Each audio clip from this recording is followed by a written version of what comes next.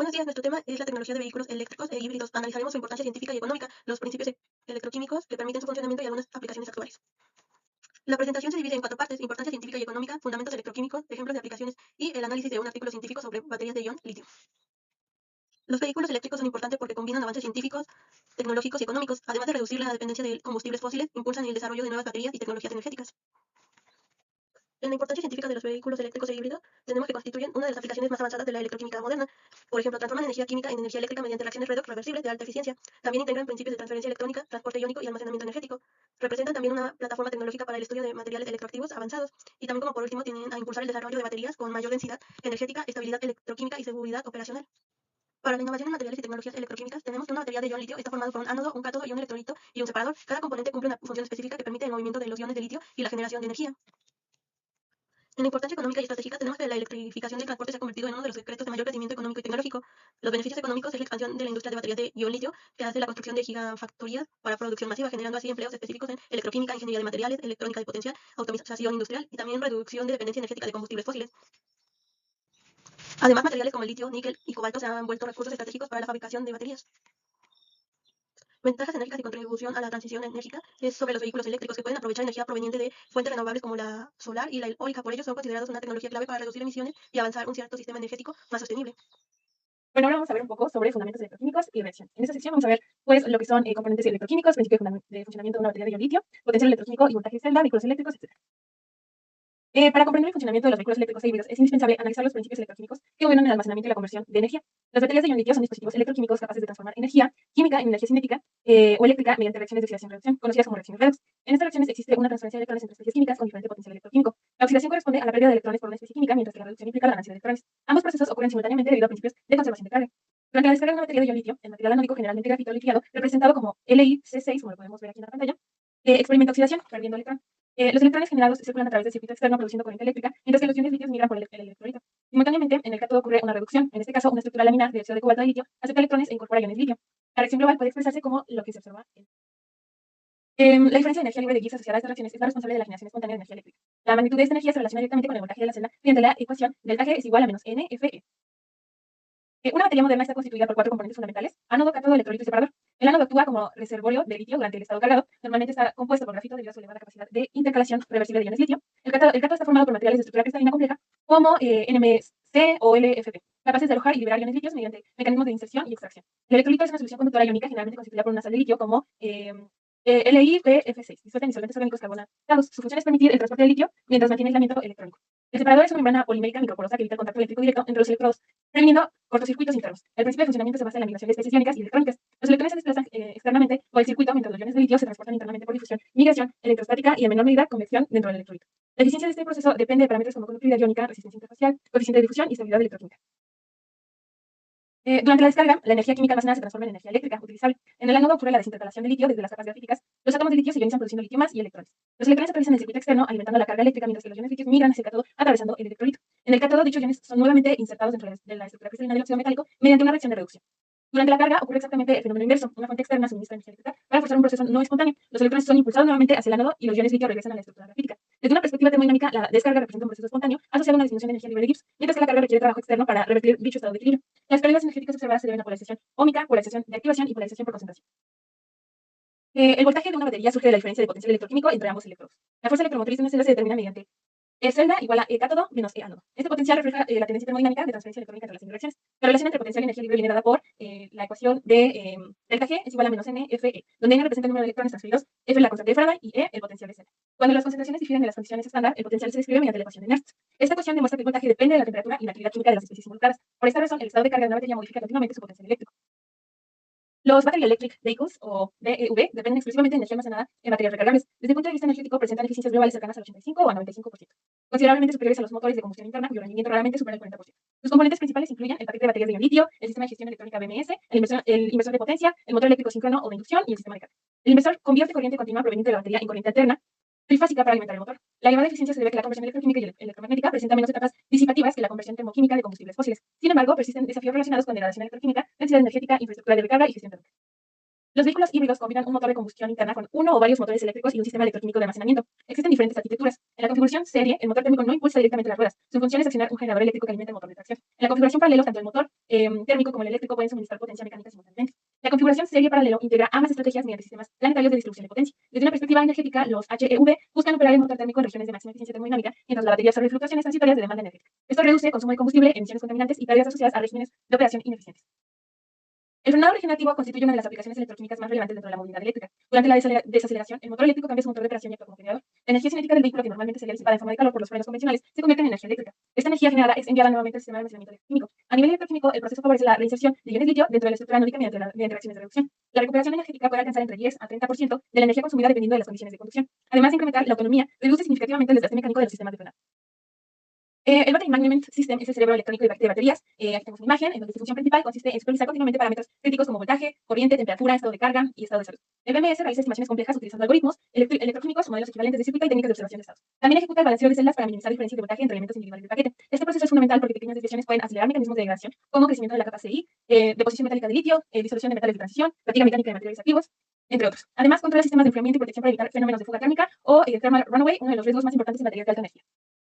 Como conclusión, el funcionamiento de los vehículos eléctricos e híbridos está fundamentado en principios electroquímicos avanzados que involucran transferencia electrónica, transporte iónico y reacciones redox reversibles. Las baterías de ion litio constituyen actualmente la tecnología dominante debido a su elevada densidad energética, eficiencia electroquímica y larga vida útil. La comprensión de fenómenos como intercalación de litio, potencial electroquímico, difusión iónica y degradación de materiales resulta esencial para optimizar el rendimiento de estos sistemas.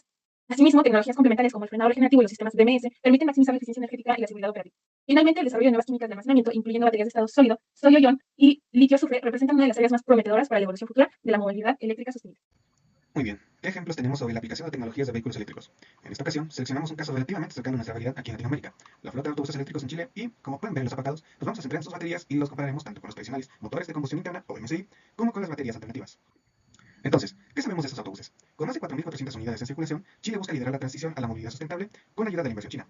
Estos autobuses logran trasladar a miles de personas todos los días gracias a sus baterías de ion litio ferrofosfato, o LFP. Una elección cuanto menos curiosa, dadas las múltiples otras opciones que podrían considerarse superiores, o lo son. Primero comparemos las propiedades de las baterías en general con los MSI.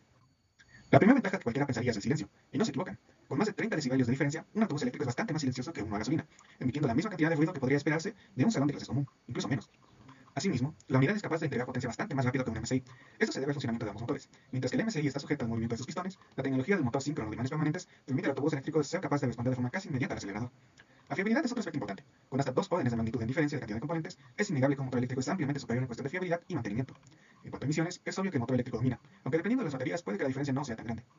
Y como última ventaja tenemos las mejoras. Su arquitectura flexible permite añadir mejoras imposibles para un MSI, como lo puede ser la asistencia de tracción, el freno regenerativo o que se elimine la necesidad de una caja de cambios. Las desventajas, aunque menores, son relevantes como retos tecnológicos o sociopolíticos. El reto más determinante para el avance de cualquier tecnología es el costo, y los autobuses eléctricos no son la excepción. Su costo es mayor a los tradicionales debido a la relativa inmadurez de la tecnología.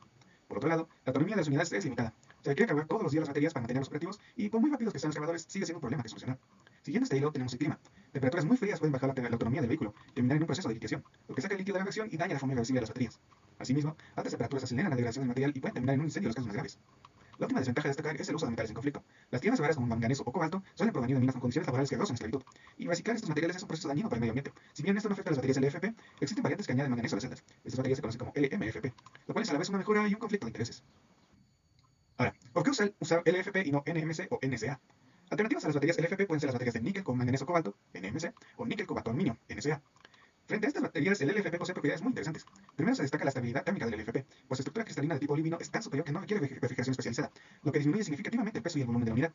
Asimismo, la autonomía del LFP domina frente a sus alternativas. Con hasta 6.000 ciclos de vida, es casi 6 veces superior al NMC o el NCA. Como se mencionó anteriormente, el LFP elimina el dilema ético ambiental que acompaña el cobalto y el manganeso con el añadido de abaratar los costos de fabricación. Otro añadido vendría a ser la seguridad de manejar baterías LFP, pues hay evidencia experimental no solo de su estabilidad térmica, sino también de su resistencia mecánica, pues una de las pruebas críticas de una batería es la llamada prueba de función, que consiste en atravesar una batería con una aguja. Dicha prueba fue superada satisfactoriamente por el LFP. Sus competidores NMC y NCA no corrieron con la misma suerte. Como último aspecto a destacar, tenemos las ventajas, que logran equilibrar la balanza en favor del NMC y el NCA. El primer y más grande conflicto es la densidad energética. De las tres opciones, el LFP posee la densidad energética más baja, por lo que se requiere un mayor volumen para igualar la autonomía por día de un NMC o NCA, lo que anula en cierto modo el ahorro de espacio de eliminar el sistema de refrigeración. Derivado de esto, tenemos la tensión nominal. Se requieren más celdas conectadas en serie para alcanzar el mismo voltaje, lo que vuelve a perjudicar el volumen del motor.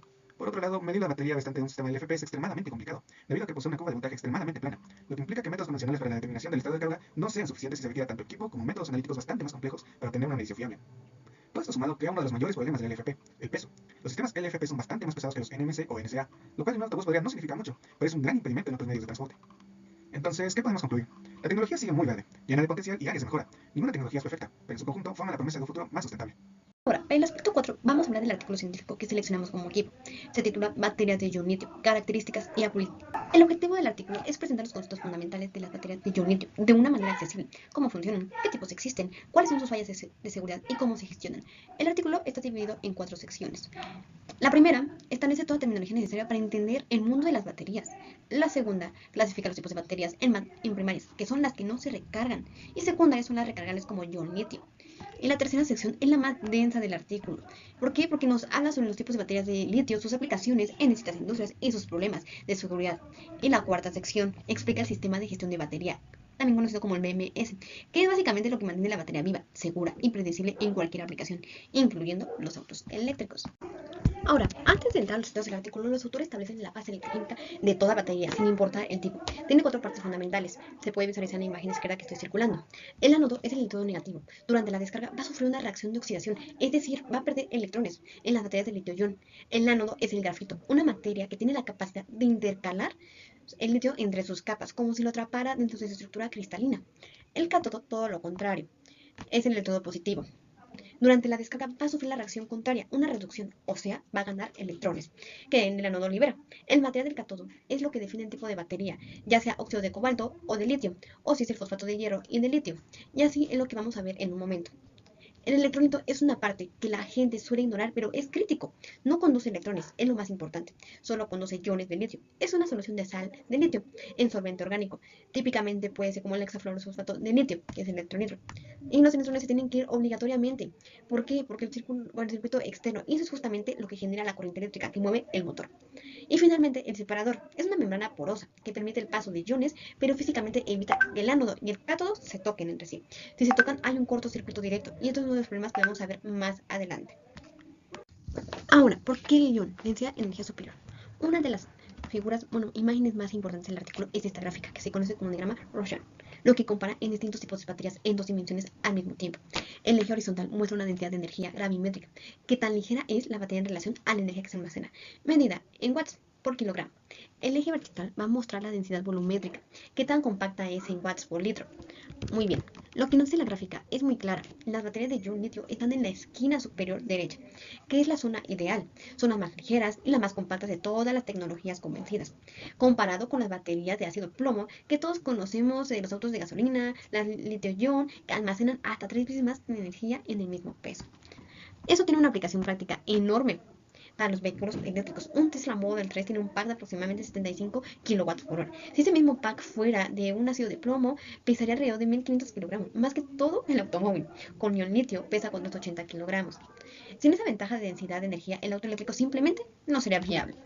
Y bueno, en la parte superior del gráfico también aparece el litio metal, que promete densidades aún mayores. Eso es básicamente lo que buscan las baterías de estado sólido, las que tanto se hablan habitualmente, como proyecto del Toyota para 2018, pero todavía están en desarrollo. Los tipos de baterías que recargan los autores. En todas las baterías, el ánodo es siempre grafito, lo que cambia completamente de un tipo a otro. Es el material del cátodo, y eso define todo: la energía que almacena, su seguridad, su costo y cuántos ciclos de vida tiene. El óxido de litio y de cobalto fue el primero en comercializarse en 1991. Todavía se usa en celulares y laptops por su alta densidad de energía, pero cobalto es más caro y escaso, así que en autos no es tan práctico. El fosfato de litio es el más seguro de todos los tipos. Tesla lo usa en sus modelos Ranger y Standard, BYD lo usa prácticamente en todos los modelos. Tiene menor densidad que energía que el MMC, pero aguanta 3000. El MMC combina níquel, magnesio y cobalto. Es un balance entre energía y seguridad. BMW y Nissan lo usan, y también el NCA, que reemplaza el manganeso con aluminio, lo usa Tesla en sus modelos de mayor autonomía, como el modelo S. Y finalmente el TO, que es el titanio de litio. Tiene la carga más rápida de todas, puede cargarse en minutos en lugar de horas, pero su densidad de energía es baja, por eso se usa en autobuses eléctricos de ruta, donde la carga ultra rápida o más bien importa más que la autonomía. Ahora, esto es uno de los datos más relevantes del artículo. para el contexto de los vehículos eléctricos y está respaldado con otros datos experimentales reales. La gráfica que se puede visualizar aquí nos muestra cómo se degrada la capacidad de almacenamiento de una batería según la tasa de corriente, con lo que se descarga en electroquímica, eso se llama cell rate o la tasa de grados Celsius, ¿no? En la línea sólida, que es 1C, que representa la operación normal a 300 ciclos de la batería, todavía retiene alrededor del 91% de su capacidad original. Es una degradación lenta y controlada. La línea 2, que es como que la punteada, equivale a una descarga, una carga más rápida. Esos mismos 300 ciclos, que ya cayó alrededor del 87%. La diferencia empieza a ser notable. Y la línea 3, la discontinua, que sería equivalente a los cargadores de ultra alta potencia. Los supercharger de mayor velocidad. A 300 ciclos, la batería ya perdió el 17% de su capacidad. Eso es degradación significativa e irreversible. Y bueno, como conclusión de la práctica es directa. Si siempre cargas tu auto eléctrico en cargadores de máxima potencia, estás acelerando el deterioro de la batería y los fabricantes lo saben y por eso el BMS limita automáticamente la velocidad de carga según el estado y la temperatura actual de la batería. Muy bien, ahora vamos a hablar de los problemas críticos de seguridad en baterías de ion litio. El artículo identifica 3 fallas principales que pueden causar cortocircuitos e incluso explosiones. Y bueno, la primera es la sobrecarga. Ocurre cuando sigues manteniendo corriente a la celda, aunque ya llegó al 100%. Es que se generan reacciones secundarias no deseadas que producen calor. Y si ese calor no se disipa o a tiempo puede haber ignición.